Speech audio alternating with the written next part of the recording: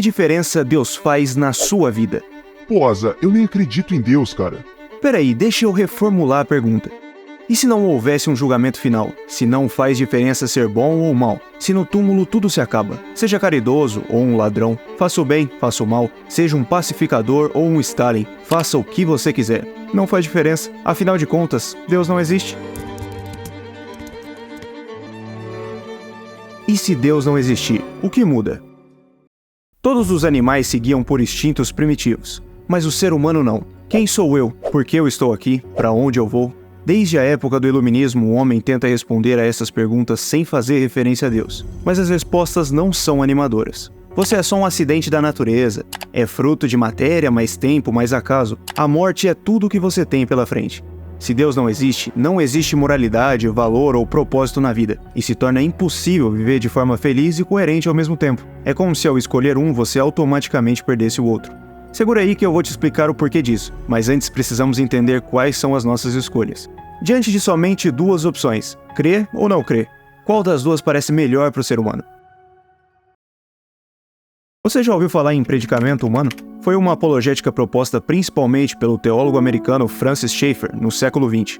Segundo ele, se Deus não existe, a vida em si não tem valor real, não existem propósitos de verdade ou qualquer sentido. Eu tava lendo um livro do Craig e me deparei com essa pergunta. E se Deus não existisse? Pô, eu fiquei pensando nisso.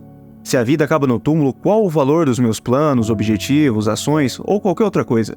Também no século XX, o dramaturgo e escritor irlandês Samuel Beckett escreveu uma peça chamada Esperando por Godot, onde dois homens conversam trivialidades, esperando por um terceiro homem que nunca chega. Beckett está querendo dizer, essa é a vida humana.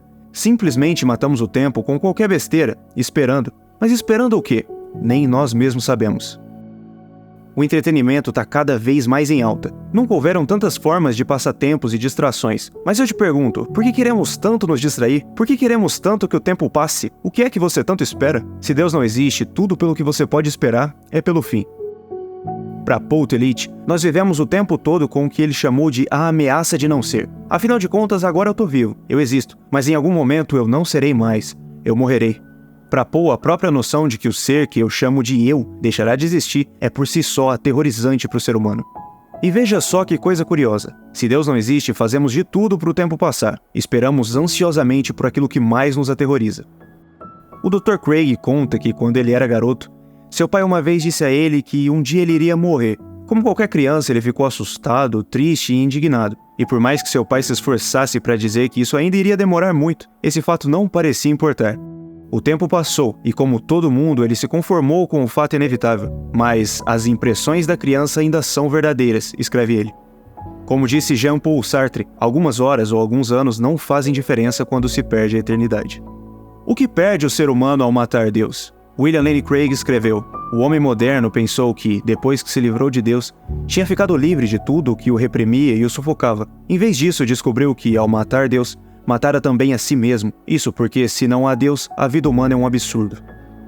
Encher o tanque do carro de gasolina e continuar com ele vazio. Ir em um restaurante, pagar um rodízio e não ficar de barriga cheia. Estudar e nunca aprender nada. Fazer dieta e não emagrecer. Trabalhar e não receber o salário. Ir pra academia e não evoluir. Tomar banho e continuar sujo. Ufa, imagina só se as coisas fossem assim. Ainda faria algum sentido fazê-las? Não, né? Então, se o túmulo é o fim, cada ser deixa de existir depois que morre e nada do que você tenha feito em vida fará a menor diferença depois disso tudo, ainda faz algum sentido fazer qualquer coisa? Diante do infinito de tempo que passou antes de você e que vai continuar depois de você, realmente faz diferença se sua vida sequer existiu? O escritor britânico H.G. Wells, em um de seus romances chamado A Máquina do Tempo, escreve sobre um homem, um viajante no tempo que avançou muito para o futuro, a fim de descobrir o destino da humanidade. Quando ele finalmente chega lá, tudo o que ele encontra é terra morta, com exceção de alguns líquens e musgos orbitando um gigantesco sol vermelho. Os únicos sons, o personagem relata, são o barulho do vento e o marulhar das ondas do oceano. Com exceção desses sons sem vida, o mundo estava em silêncio. Silêncio? Seria difícil descrever como tudo estava quieto. Todos os sons das pessoas, o balido das ovelhas, o canto dos pássaros, o zumbir dos insetos, o movimento que forma o pano de fundo de nossas vidas, escreve ele, havia passado. E assim o viajante no tempo de Wells retornou. Mas o que eu quero te trazer a atenção é para onde ele retornou, para um mero ponto anterior na corrida em direção ao esquecimento. Sem Deus, o destino de tudo é a morte, a extinção e o esquecimento. E diante de uma não existência, da qual nós não podemos escapar, nossas ações e até nossas próprias vidas perdem completamente o sentido. Isso pode ser observado através de um mito, o mito de Sísifo. Nessa história, os deuses aplicam uma punição severa a um homem chamado Sísifo. Ele é obrigado a rolar essa pedra enorme aqui colina acima, simplesmente para quando chegar no topo, começar tudo outra vez. Albert Camus faz uma comparação entre essa punição e a vida humana. Para ele, a vida humana não passa disso. Passar a vida toda rolando uma pedra montanha acima. E para quê? Para vê-la rolar tudo de volta no fim. Sem nenhum objetivo, sem nenhum propósito, somente o trabalho árduo e desgastante feito em vão. Somos seres cheios de sonhos e ambições. Queremos e nos esforçamos muito para conquistar as coisas. Mas e se eu te pedisse para dizer que sentido último tudo isso tem? O que você me diria? Em uma vida onde seu destino final é simplesmente a morte, nos resta apenas ou viver entregue aos prazeres, enquanto ainda podemos tê-los, ou viver sem ligar para nada, com total indiferença. Afinal, nada tem valor último mesmo. A própria existência humana perde o seu valor, e sendo assim, nós não podemos nem considerar nossas vidas qualitativamente superiores à vida de um cão. E é aí que a sociedade se desmorona. Agora não existem valores morais objetivos. Tudo é só um ponto de vista. Todos têm, cada um, a sua própria verdade. Lindo, né? Mas a realidade é que não somos capazes de viver assim. Mesmo a parcela intelectual do lado ateu concorda que existem coisas que são louváveis em qualquer época, situação ou contexto, e que da mesma forma tem coisas que são terríveis e erradas, independente de qualquer uma dessas outras coisas. Camus foi muito criticado, e com razão, por ser alguém que ao mesmo tempo se prende tanto ao absurdo sem sentido que é a vida, quanto a coisas como ética do amor e da fraternidade humana, duas coisas logicamente opostas. Afinal, como é possível haver amor fraterno numa visão nihilista de mundo? Bertrand Russell era um ateu declarado, mas ao mesmo tempo crítico social ferrenho, condenando coisas como a guerra e a restrição à liberdade sexual, totalmente contraditório. Ele admitia que não poderia viver como se os valores fossem mera expressão de gosto pessoal, e na prática achava suas próprias visões inacreditáveis. Não sei a solução, confessava. O problema para o qual Russell não encontrou a solução é que se Deus não existe, não existem certo e errado. Sem Deus não há métrica, base ou qualquer fundamento para afirmar que eu estou moralmente certo e você errado. Se Deus não existe, qual culpa o alemão de bigode deveria ter sentido antes de morrer? Nenhuma. Afinal, com que autoridade você poderia dizer que ele estava errado? Com qual base? Sem a moralidade, qual sentido a vida pode ter? A antiga Auschwitz, prisão para judeus na época da Alemanha nazista, era retratada como o próprio inferno. É dito que era como se os 10 mandamentos lá fossem todos invertidos. Matarás, mentirás, roubarás. Quem pode viver em um caos tão grande? Sem um sentido para a vida, é impossível para o homem viver plenamente feliz. Mas se Deus não existe, é impossível que haja um sentido último para a vida. E dessa forma, voltamos para aquela afirmação feita lá atrás. Sem a existência de Deus, é impossível viver de forma feliz e coerente. Tá forçando a barra de novo, Asa. Pra mim, não existe nada dessa baboseira de Deus e eu tô muito feliz com a minha vida, obrigado. Cara, eu tenho certeza que você tem algum motivo para suas ações, algum sentido pelo qual ainda vive. Sartre falou umas coisas sobre isso aí.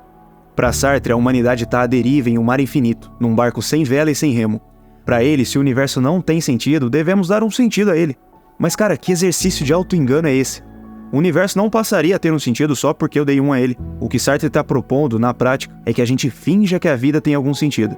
E de fato, essa é a única solução que alguém que é fiel com sua própria visão ateísta pode oferecer. Auto-engano.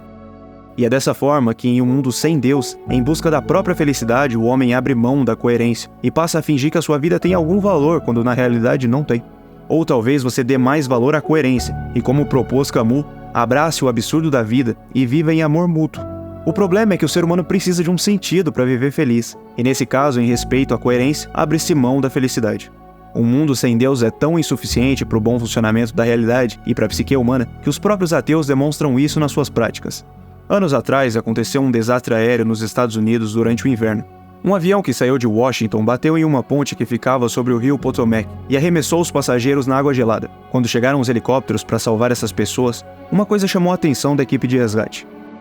Havia um homem na água que ficava jogando a escada para os outros passageiros subirem. Ele ajudava os outros a salvarem suas vidas ao invés dele mesmo subir e se salvar. Este homem fez isso umas 6 vezes. Quando a escada desceu pela 7ª vez, ele já não estava mais lá. Ele havia morrido. Se sacrificou para que mais pessoas pudessem viver.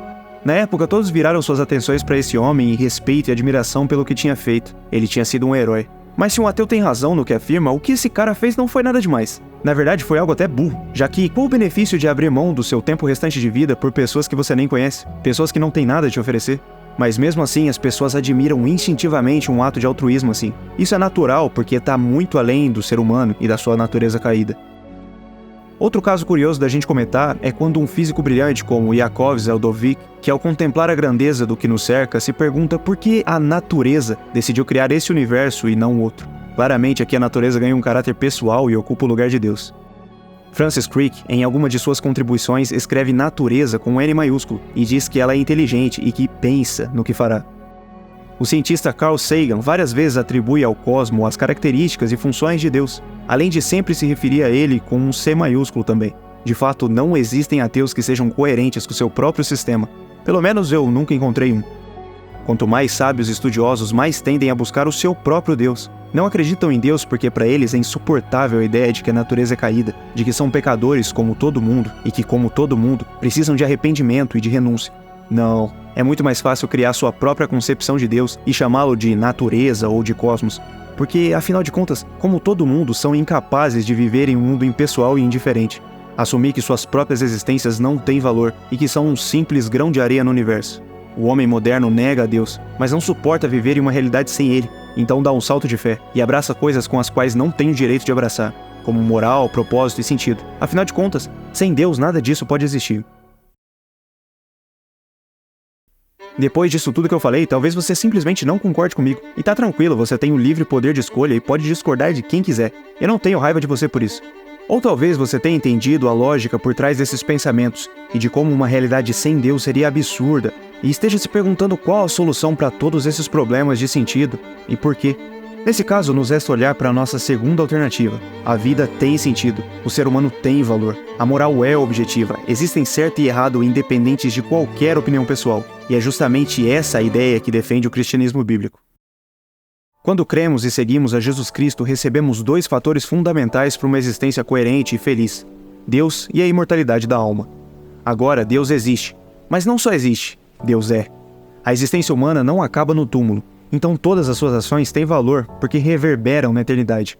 Ser bom é superior a ser mau. Fazer o bem é superior, porque quanto melhor você é, mais próximo de Deus você fica. Quanto mais se santifica e abandona o pecado, em maior comunhão com o Criador você está. E é essa justamente a finalidade última do ser humano. O propósito verdadeiro do homem, segundo o Catecismo de Westminster, é estar com Deus e desfrutá-lo pela eternidade. Com Deus existe algo que não só o caminhar para a extinção, algo melhor.